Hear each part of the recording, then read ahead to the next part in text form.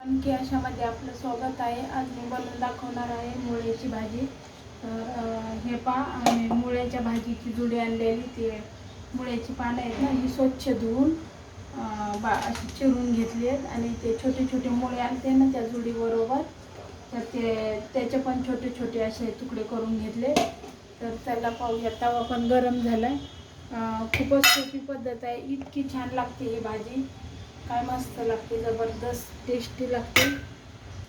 तुम्ही कधी खात नसाल ना तर सुद्धा खाल, खूपच चवदार वगैरे लागते। तर हे पहा, जिरे टाकले फोडणीला, आणि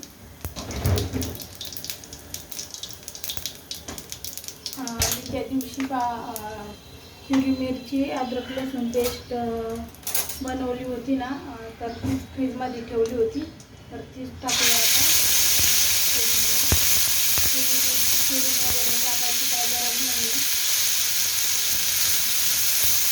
मी ते शेंगुळे बनवायला नाही का वाटलेलं, ते फ्रीजमध्ये ठेवलं होतं, आता तेच आपण टाकूया। याला पाणी वगैरे काय टाकायचं नाही, शिजायला याला पाणी सुटतं, आणि ते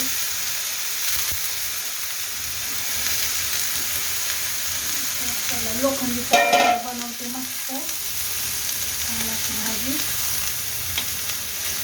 कढईची वगैरे पण बनवू शकतं, पण लोखंडी तव्यावर खूप छान लागते। मला लोखंडाची कढई पण घ्यायची, एकदा कधी नव्हते काय नाही, खूप टेस्टी लागते भाजी ही मुळ्याची, आणि पौष्टिक अशी भाजी आहे। मुळ्याची भाजी खात जावा आठवड्यातून एकदा तरी, पोट वगैरे चांगलं साफ राहतं मुळ्याच्या भाजीने, चांगली असते पोटासाठी। पोट जर साफ नसेल होत ना, तर मुळ्याची भाजी खात जावा आठवड्यातून एकदा तरी, मुळ्याची भाजी खाल्ली पाहिजे माणसाने, खूप चांगली असते। तर त्याला आता ह्याच्यामध्ये आपल्याला टाकायचं आहे मीठ। आता मीठ टाकून खाली वर करून, मीठ टाकल्यानंतर थोडी परतून घेऊन मिक्स करून असं आता आपल्याला ही भाजी झाकून ठेवायची।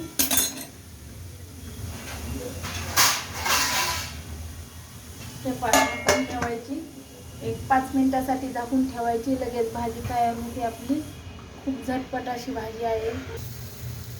चला पाहूया भाजी झाली का आपली। तर भाजीला खूप पाणी सुटलंय, तर शिजली का कशी पाहूया।